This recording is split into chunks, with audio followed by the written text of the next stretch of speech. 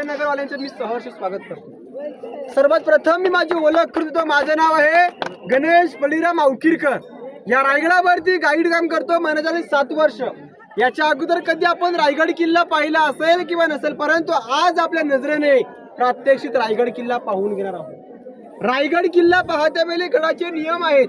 Sir, आज आपण गड चढता वेळी आपण ते नियम फॉलो करत आलो किंवा नसेल, प्लास्टिक कचरा जो असेल हा कृपया डस्टबिन मध्ये टाका।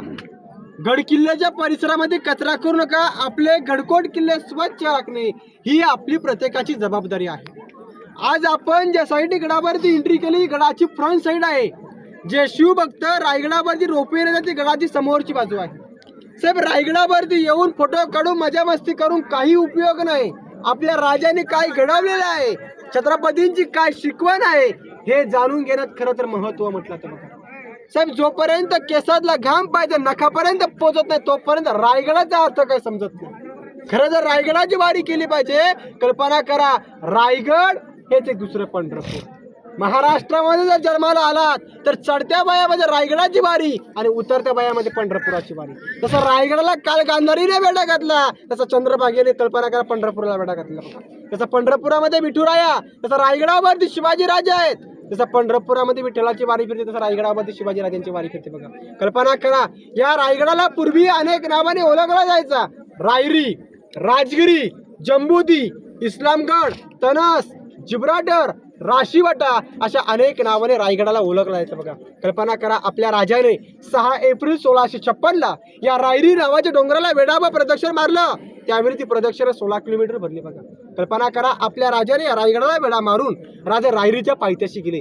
ज्या ठिकाणापाशी तुम्ही गाडी पार्किंग केले त्या ठिकाणापासून आपल्या राजाने या रायरीला पाहिले। रायरीने राजाला पाहिल्या। राजांच्या मुखात एक सुंदर असं वाक्य सुटते। वाक्य असे होते की, राजा खासा जाऊनी पाहता गड हा बहुत चकोर, चौतरे पहा गडाचे कडे, तासिल्याप्रमाणे गाव हा दीडगा उंच, प्रचंड खाली कड्यावरती गवत उगवत नाही, धोंडा तासीव एकच आहे, दौलत बाद पृथ्वीवर चकोडगर खरा, परंतु उंचीने थोडका। ऐसे देखून राजा संकृष्ट झाले आणि बोलिले की, तख्तास जागा हाच गड खरा करावा। तख्त म्हणजे राजधानी, ही हिंदवी स्वराज्याची दुसरी राजधानी। स्वराज्याची पट राजधानी राजगड, वेल्हा तालुक्यामध्ये राजगड किल्ला लागतो, ती स्वराज्याची पट राजधानी। रायगड ही स्वराज्याची दुसरी राजधानी। आपल्या राजाने रायगड निवडायचं कारण काय हो? ज्यावेळी आपल्या राजाने रायरीला वेढा मारला होता ना 6 एप्रिल 1656, त्यावेळी कुठलीही सह्याद्रीचे पर्वतरांग रायगडाला अटॅच किंवा जोडले गेलेले नाही। एका गुलाबाच्या कळीसारखा उगवण्यासारखा हा रायरीचा डोंगर। कल्पना करा, आपल्या राजाने या रायरीची पाहणी करता वेळी आपल्या राजांसोबत पंत मोरपंतराव पिंगले होते। आपल्या राजाने पंतांना विचारलं की, पंत अहो, तुम्ही जे रायरी रायरी बोलत होता हीच का हो रायरी?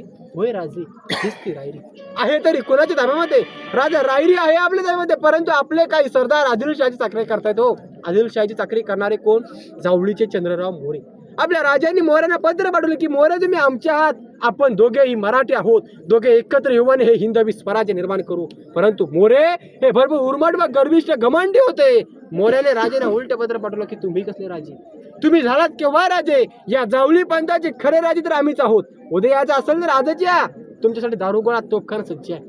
युद्धाचं चॅलेंज केलं। आपल्या राजांना क्रोध आला। राजाने राजगडावरून 145 सरदार निवडले, जावळीस आक्रमणास पाठवले। जावळीचे चंद्रराव मोरांचे धाकटे भाऊ हनुमंतराव मोरे हे सूर्याजी काकडे यांच्या हस्ते मारले गेले। अखेर 15 मे 1656 आपल्या राजाने या जावली पंथावरती विजय मिळवला। जावली पंथ हे कुठून कुठपर्यंत आहे माहिती आहे का तुम्हाला? प्रतापगडच्या पायथ्यापासून ते रायगडाच्या उत्तरला कोकण दिवा आहे। या कोकण दिव्यापर्यंत जावळीचं खोरं। पूर्वी असे म्हटले जायचे की, आपल्या डोक्यातले उज रसवल्याची कशामुळे सोडली ती सापडू शकते, परंतु या जावळीच्या खोऱ्यामध्ये 2 बल्लाड त्याच्या जर सोडले ना तर ते सापडायला मुश्किल, इतकं दाट जंगल। याला जावळीचं खोरा असे म्हणतात बघा। कल्पना करा, आपल्या राजांनी 1656 ते 1670 पर्यंत या गडाचं बांधकाम चालू केलं। कल्पना करा, रायगड किल्ला बांधायला 14 वर्ष लागली। आज आपण रायगडावरती रिकामं चढताना एवढं दमून थकून गेलो। मग राजाने एवढ्या उंचीवरती हे हिंदवी स्वराज्य कसं निर्माण केलं? राजाने एवढ्या उंचीवरती एवढे मोठे मोठे दगड आणले कुठून? राजाने कधी ताकदीबलाचा इस्तेमाल केला नव्हता। राजाने एका दगडात 2 पक्षी मारले, पिण्यासाठी पाणी झालं, बांधकामासाठी दगड झाले। 11 तलाव खोदली, 84 पाण्याच्या टाक्या खोदल्या, त्यातून जेवढा दगड निघाला या बांधकामाला वापरला। गडाचं बांधकाम 14 वर्ष चालू होतं। अहो, एवढंच नव्हे तर कल्पना करा, महाराजांनी हिरोजींना मोजकीच धन दिली। हिरोजीना सांगितलं, हिरोजी जर का गडात या धनमध्ये जर नाही गड झालं तर आम्हाला एक नोटीस पाठवा आणि त्याच्यावरतून एक पत्र जरी पाठवलं तर आम्ही तुम्हाला पेट्रे पाठवून देऊ. परंतु हिरोजीने ते नाही केलं. हिरोजीने केलं काय? स्वतःचं घर दार जागा जमीन जहागीरी विकली. अहो एवढंच नव्हे तर बायकोच्या अंगावरचे डावडागिने विकले. पहिलं स्वराज्य उभं केलं. ही बातमी महाराजांना कळाली. महाराजांनी हिरोजींना प्रश्न विचारला, अहो हिरोजी रायगड बांधलाय खरा परंतु एवढी धन आली कुठून? अहो राज आम्ही स्वतःचं घरदार विकलं हो, जागा जमीन विकली, बायकोच्या अंगावरचे डावडागिरी विकले हो राज, परंतु आम्ही पहिलं स्वराज्य उभं केलं. अरे हिरोजी का? कारण की राज ते पत्र जाणार कधी? त्याच्यानंतर पेट्रे तुम्ही पाठवून द्याल मान्य आम्हाला, परंतु जर कदाचित जर मोगलांनी ते अडवले आपली स्वराज्याची नुकसान होऊ शकते. त्यामुळे आम्ही स्वतःचं घरदार ऐकून टाकलं, पहिलं स्वराज्य उभं केलं. महाराजांनी हिरोजींच्या पाठवण्यावरती थाप मारली. हिरोजींना म्हणाले की वा हिरोजी वा, तुमच्या सारखी माणसं मिळालीत म्हणून तर हे स्वराज्य उभारायला पाहिजे. हिरोजी मांगा, तुम्हाला काय पाहिजे ते मांगा, संकोच करू नका, घ्या सोनं नाणं चांदी हिरे, 10 गावाची वचनदारी, जहागीर दाणिक मोती. राजा आम्हाला हे काही नको. ज्या वेळेला आमची बक्षीस मागण्याची वेळ येईल ना राज, ते बक्षीस तर जगदीश्वराच्या मंदिरापाशी घे. आता आम्हाला ही असली काही लालच देऊ नका.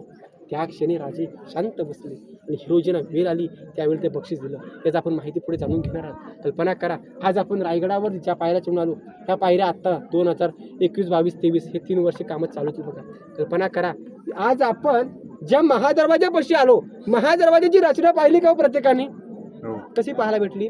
तसं नागमोड सारखी. त्याला नागमोड सारखा आकार का दिला? गोमुखी आकार दरवाजा म्हणून नागमोड सारखा आकार का दिला? कारण की इंग्रज मुघलांनी जर गडावरती तोफेचा मारा केला तर तो दरवाजावरती आदळू नये, भिंतीवरती आदळला पाहिजे. म्हणजे एका नागाच्या पोटामध्ये दरवाजा पाडला बघा. कल्पना करा, आज आपण त्या दरवाजाची रचना पाहिली परंतु त्या दरवाजाच्या आतमध्ये गेलो का आपण? त्या दरवाजावरची काही चिन्ह पाहिले का? शिंगावाला प्राणी, कमलाचं फूल, त्याच्यानंतर खाली छोटे छोटे बोहरे आहेत बघा. कल्पना करा, ते जे होल्स आहेत, जर कदाचित शत्रू गडावरती चढून आला, महादरवाजापाशी थांबून बसला, गेट तोडण्याचा प्रयत्न करतोय, तर उकलतं तेल त्या भोयऱ्यातून आतमध्ये ओतलं जायचं. म्हणजे त्या दरवाजामध्ये असणारे सैन्य, म्हणजे कल्पना करा मुघल लोक हे पळून जावीत म्हणून ते होल पाडलेले बघा. त्यानंतरनी कल्पना करा, कदाचित जर तो गेट तोडण्याचा प्रयत्न करणार असतील इंग्रज मुघल, पूर्वी आपण जंजिरा किल्ला पाहिला का? त्याच्यावरती जागा महादरवाजा तो बघा एकदम रुंद जागा आहे. मग आपल्या मराठ्यांचे गडकोट किल्ल्यांचे दरवाजे अव्वल का ठेवतात? कारण की त्याने लाकडाने धडक घेऊन गेट तोडू नये म्हणून तर त्या पायऱ्यासमोर उंच केल्या. कदाचित हत्तीने धडक घेऊन गेट तोडू नये म्हणून दरवाजावरती सुळे लावलेले आहेत. कल्पना करा, त्याला महादरवाजा म्हणतात. गडाचा मेन गेट महादरवाजा असे म्हणतात बघा. टकमक टोक ते हिरकणी बुरुजापर्यंत वेळ नाही गेला तर महादरवाजा. सर रायगड एवढा बेलंद बुलंद आहे, ह्याच्यावर